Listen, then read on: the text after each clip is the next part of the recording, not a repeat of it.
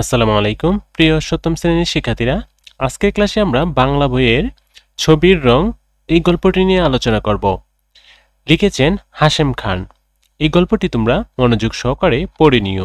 আমি এই গল্পের শব্দার্থটিকা থেকে শুরু করলাম। তো এখানে কিছু শব্দার্থ রয়েছে। এই শব্দার্থগুলো তোমাদের সৃজনশীল প্রশ্ন এবং সঠিক উত্তরের জন্য খুবই গুরুত্বপূর্ণ।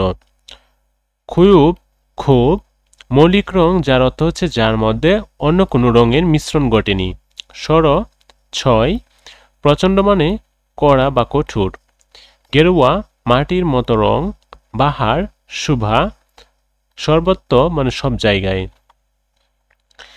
এখানে ছবির রং এই গল্পের কিছু পাঠ পরিচিতি উল্লেখ করা আছে। আমরা চারপাশে গাছ, লতাপাতা, ফুল, মাঠ, নদী, পাহাড়, পর্বত ইত্যাদি দেখি। তাদের রূপ আছে, রং আছে। সেই রূপকে নানান রঙে নিজের মতো যারা আঁকেন তাদের আমরা বলি চিত্রশিল্পী। বিভিন্ন ঋতুতে আমাদের চারপাশের পরিবেশের রং ও রূপ বদলে যায়। চিত্রশিল্পীরাও তাদের ছবিতে রং রেখায় ফুটিয়ে তোলেন। ছবির সেই নানান রং ও রঙের বৈচিত্র্যের কথাই লেখক হাশেম খান তার ছবির রং লেখাটিতে ফুটিয়ে তুলেছেন। এবার হাশেম খান সম্পর্কে আমরা বিস্তারিত জেনে নেব। শিল্পী হাশেম খান।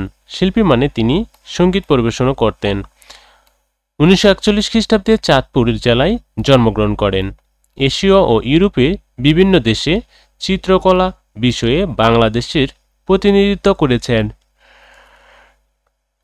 বঙ্গবন্ধু স্মৃতি জাদুঘর ও ঢাকা নগর জাদুঘরের তিনি অন্যতম প্রতিষ্ঠা। ছবি আঁকার পাশাপাশি তিনি সাহিত্য চর্চাও করেন। তার উল্লেখযোগ্য বই ছবি আঁকা, ছবি লেখা, জয়নুল গল্প, গুলিবিদ্ধ 71, এগুলো হচ্ছে তার বইয়ের নাম। এই বইয়ের নামগুলো তোমরা মুখস্থ করে নিবে, তোমাদের সঠিক উত্তর ও ক নম্বরের প্রশ্নের জন্য খুবই গুরুত্বপূর্ণ। তো এবার আমরা কিছু নিচে সঠিক উত্তর রয়েছে সেগুলোর জেনে নেব। তো এখানে ছবি আঁকার মৌলিক রঙগুলো কি? মৌলিক রঙগুলো কি? উত্তর হবে ছোট গ, লাল, নীল ও হলুদ। 2 নম্বরে বলছে মাঠে গেরুয়া বাহার দেখে বোঝা যায়। উত্তর হবে 1, 2, অগ্রহায়ণ মাস চলছে, মাঠে ধান পেকেছে। ক নম্বরটা সঠিক।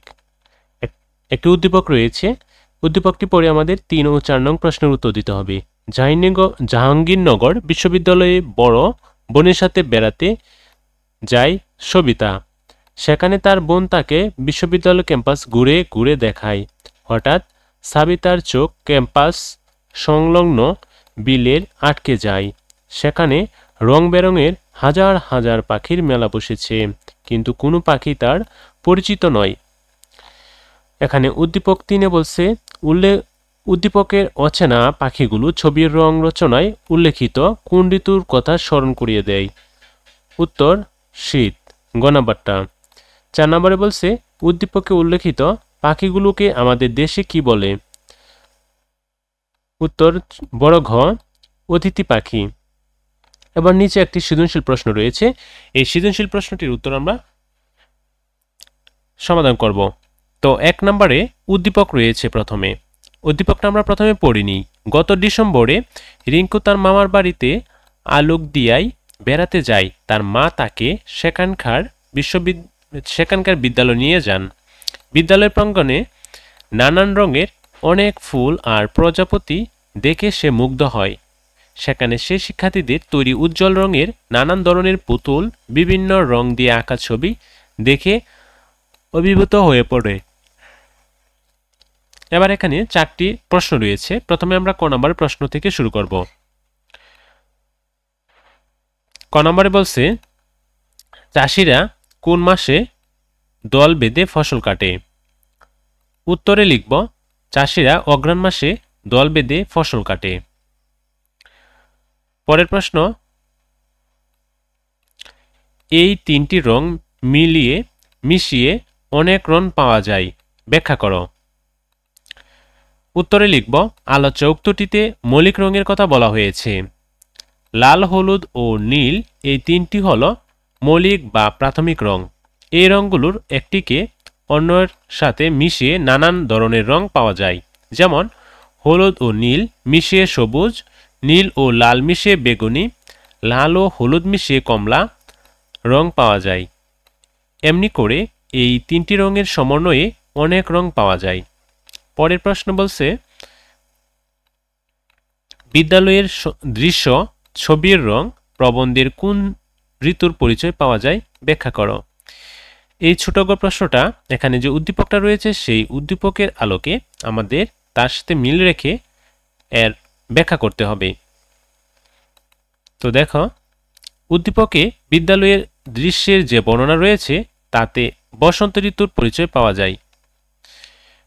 ষড়ঋতুর দেশ বাংলাদেশ, ঋতুর পালা বদলে এ দেশের প্রকৃতির রং বদল ঘটে রূপেরও। বিশেষ করে বসন্তে এ দেশের প্রকৃতির বর্ণিল সাজে সজ্জিত হয়ে ওঠে।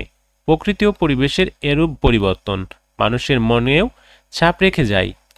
উদ্দীপকে বিদ্যালয়ের দৃশ্যে ছবির রং প্রবন্ধে উল্লেখিত বসন্ত ঋতুর রূপ বৈচিত্র্য ফুটে উঠেছে।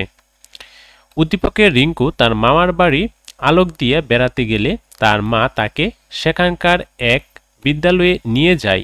বিদ্যালয় প্রাঙ্গণে ফুল আর প্রজাপতির শোভা দেখে মুগ্ধ হয় সে। ছবির রং প্রবন্ধের বসন্তকে রঙের ঋতু হিসেবে কল্পনা করা যায়। এ সময় গাছে গাছে সুন্দর ও সতেজ ফুল ফোটার প্রতিযোগিতা শুরু হয়। নানান রঙের পাখি কিচিরমিচির করে উড়ে বেড়ায়। বাসন্তী রঙের পোশাক পরে মানুষ উৎসবে মেতে ওঠে। বসন্তের এই বর্ণিল রূপ উদ্দীপকের রিঙ্কুর দেখা বিদ্যালয়ের দৃশ্যপটেও এভাবে পরিলক্ষিত হয়। সে বিবেচনায় রিঙ্কুর দেখা বিদ্যালয়ের দৃশ্যটিতে মূলত বসন্তের প্রাকৃতিক পরিচয় পাওয়া যায়। এবার আমরা গ নম্বরের প্রশ্ন দেখে নেব। গ নম্বর প্রশ্ন বলছে, উদ্দীপকটি ছবির রং প্রবন্ধের আংশিক ভাব প্রকাশ করেছে, বিশ্লেষণ করো। তো উত্তরে আমরা লিখব, ছবির রং প্রবন্ধে চিত্রশিল্পীর সাথে জড়িত নানান বিষয়ের আলোচনা থাকলেও উদ্দীপকে প্রকাশ পেয়েছে তার খণ্ডিত অংশ। আলোচ্য রচনায় বিশিষ্ট চিত্রশিল্পী হাশেম খান ছবি আঁকা সম্পর্কে একটি প্রাথমিক ধারণা দিতে চেয়েছেন। ছবি আঁকার ক্ষেত্রে তিনি নানান রঙের পরিচয়ও তুলে ধরেছেন এখানে। তাছাড়া বাংলার ঋতুবৈচিত্র্য এবং এদেশের চিত্রশিল্পে নানান প্রভাবের দিকটিও ফুটে উঠেছে রচনায়। উদ্দীপকের রিঙ্কু গ্রামের স্কুলের শিক্ষার্থীদের তৈরি পুতুল ও ছবি আঁকা দেখে মুগ্ধ হয়। সেসব পুতুল ও ছবি উজ্জ্বল রঙের উপস্থিতিতে আকর্ষণীয় হয়ে ওঠে। গ্রামের স্কুলের শিশুরা প্রকৃতির কূলে মানুষ হয়েছে, তাই স্বাভাবিকভাবেই তাদের ছবিগুলো ছিল প্রকৃতি ঘেঁষা। ছবির রং প্রবন্ধেও এদেশের শিশুদের আঁকা ছবিতেও উজ্জ্বল রঙের উপস্থিতির কথা আছে। আমাদের দেশের শিশু কিশোরদের আঁকা ছবি অনেকটা মৌলিক রং ঘেঁষা এবং আলাদা বৈশিষ্ট্য সম্পন্ন।